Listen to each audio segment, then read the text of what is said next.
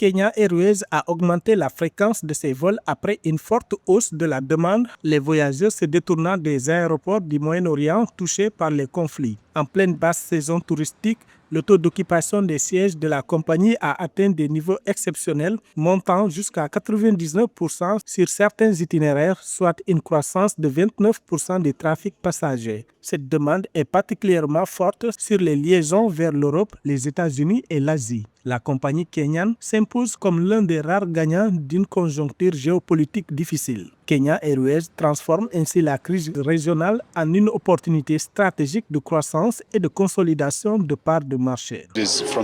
Cette période qui s'étend de janvier à juin est une basse saison pour nous. Et on constate généralement qu'environ 72% de l'avion est plein et qu'environ 30% ou 28% est généralement vide. Aujourd'hui, sur ces itinéraires, nous avons dépassé le seuil de 90 à 95% du taux d'occupation des cabines.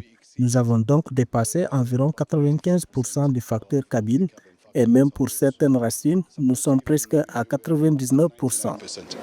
Contrairement à de nombreux concurrents, la crise au Moyen-Orient soumet d'autres compagnies à des difficultés majeures, notamment des risques sécuritaires et des réacheminements. En se positionnant comme un axe alternatif de transit, Kenya Airways voit ses revenus passagers augmenter significativement.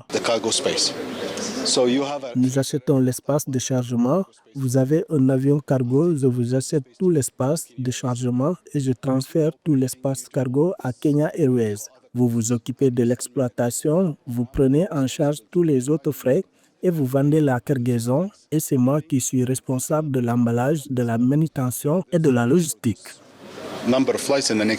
Kenya Airways mise sur une stratégie à long terme et prévoit de fidéliser environ 40% des nouveaux passagers acquis pendant le conflit.